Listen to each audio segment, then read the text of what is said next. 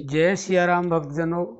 प्यारे भक्तों, बुरा समय आने से पहले अगर आपने ये उपाय कर लिया तो बुरा समय चाह कर भी आपके पास आएगा नहीं।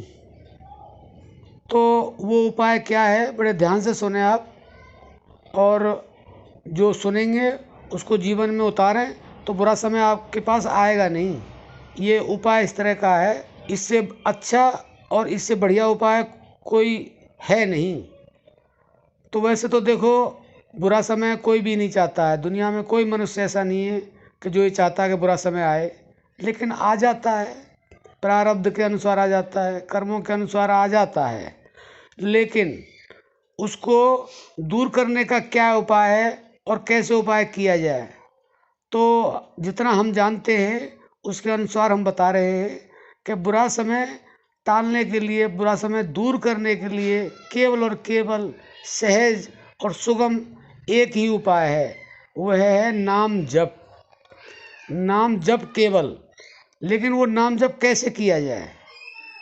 वो नाम जप एक प्रकार का नहीं होता है। नाम जप एक तो वाणी से होता है, एक फिर आपका जो है ना जीभ से होता है, एक फिर मन से होता है, एक फिर प्राण से होता है, और लास्ट में वो ध्यान की अवस्था में भी होता है।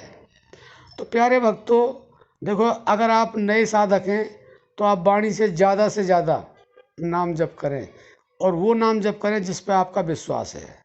फिर आप जब उससे ऊपर चढ़ेंगे दूसरी सीढ़ी पर, तो आप जीभ से करें, फिर आप उससे ऊपर मन से करें, फिर प्राणों के द्वारा करें।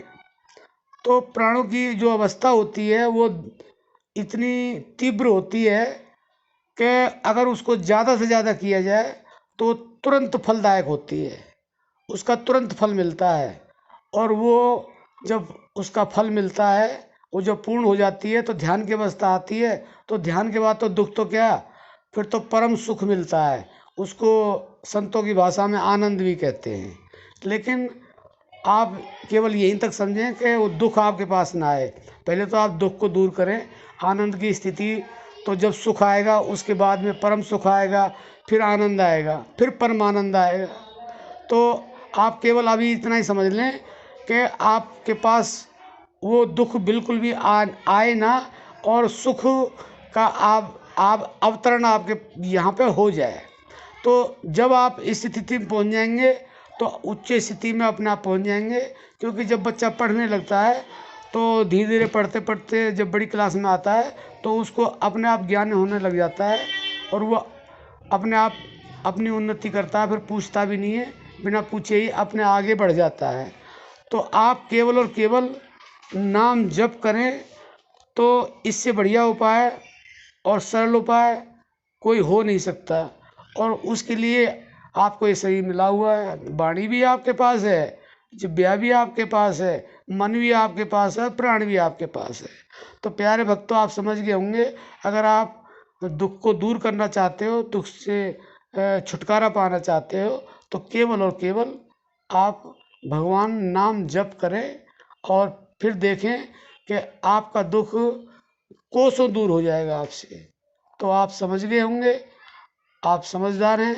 ज़्यादा हम कहना नहीं चाहते, क्योंकि समझदारों के लिए सारा काफ़ी होता है। तो प्यारे भक्तों, अब हम अपनी वाणी को विराम देते हैं। जय सिया राम।